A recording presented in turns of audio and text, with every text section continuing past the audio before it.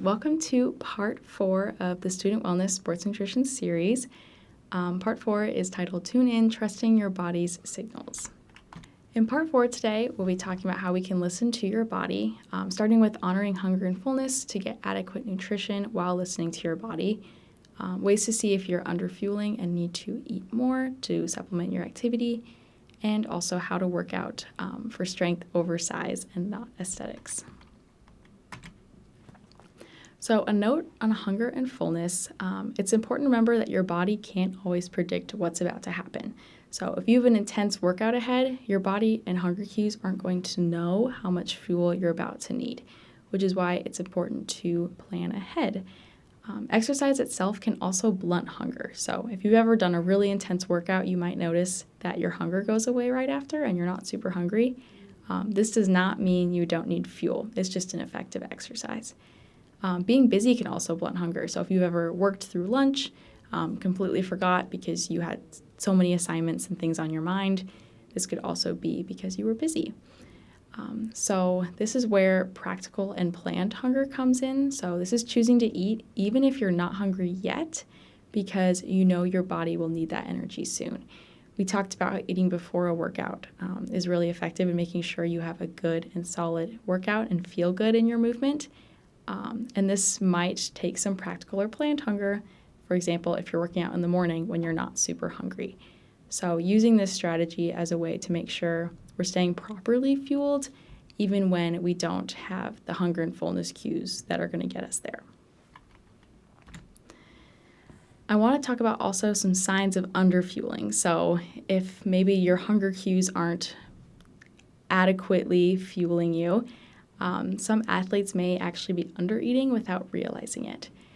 This is where relative energy deficiency in sport, or RED-S, comes in. This is formerly known as the female athlete triad, and is shifted to all persons now. And this is when the body is not taking in enough energy to meet the demands of the activity it's doing. And this is going to harm a lot more than just sports performance. So these are some of the overall effects that RED-S can have on the body in both performance and effects on health. So that little triangle there is what was formerly known as the female athlete triad, which focused on those with ovaries, but now we've shifted to all humans are at risk, and that's why it's now called RED-S. So if you see, there's both effects on performance, but also effects on overall health, which we'll get deeper into. So first, some performance indicators that you might be underfueling. So if you're just experiencing overall decreased performance during your activity, you're plateauing in training, you're regressing in strength, you're struggling to complete your workouts, you have slower recovery times, slower heart rate, these might all be signs that you're underfueling. There's also some physical and psychological symptoms that come with underfueling.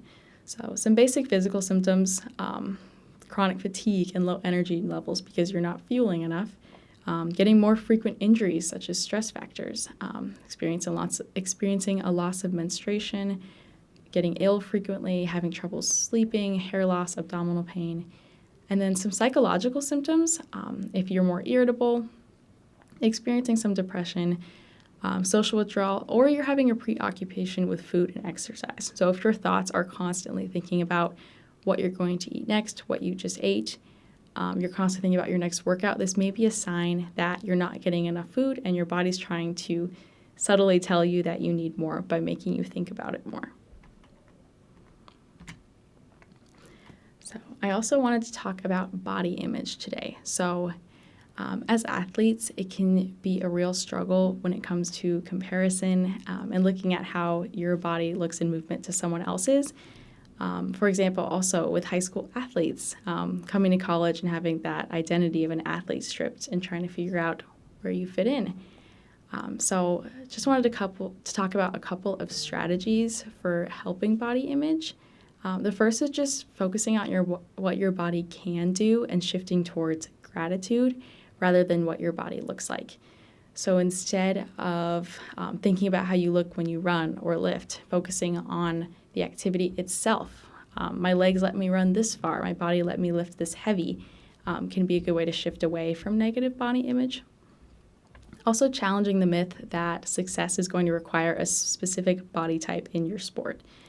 Just for the example of running, having a longer, leaner body is often believed to make you a more powerful runner, when actually embracing the body that you have is going to get a lot further in your sport than trying to underfuel and fit into a specific body type. And then lastly, practicing body respect over body positivity. So body positivity says I have to love my body at all times, but this is just not the case, and it's not realistic, and it can often veer towards toxic positivity. So instead, shifting to body respect, which is saying, even though I might not love the way I look today, love the way I feel today, I'm still going to treat my body with respect and fuel it properly and move it in a way that makes me feel good, because I know that's going to help me in the long run. So some strategies for building body respect. The first one is just beginning to express gratitude for what you have, focusing on what your body has done for you and helped you accomplish, and unique characteristics of yourself over other people. Second is ditching scales and trackers. So a lot of times with activity comes fitness trackers, and a scale to track weight. And we often put too much emphasis on the scale number and lose focus of what's really important. So thinking about tracking your energy, your mood, your stress levels, digestion, eating consistency, etc. These can kind of get thrown to the wayside if we're so focused on a number on a scale. So shifting to these more internal markers of health. And then lastly, doing a social media detox. So unfollow anyone who makes you feel bad about your body or question the activity you're doing. And also avoiding accounts that do what I eat in a days, encouraging you to eat like them, saying this is the only way to eat, or eat like me to look this way. Instead, shifting to more maybe recipe ideas if you're looking for inspiration, and shifting away from the numbers online. In the last part of this series, we'll be talking about a couple influencers that might be good options to follow to give you some positive resources. All right, in part 4, in summary, we learned about how we can pair hunger and fullness cues, practical planning, and eating with gentle nutrition to make sure our body is fueled. We learned that underfueling not only affects performance, but also physical and psychological health, and that we should exercise for the way it makes us feel and not the way it makes us look. In part 5, we will quickly go over a few resources that Iowa State offers and resources you can find online.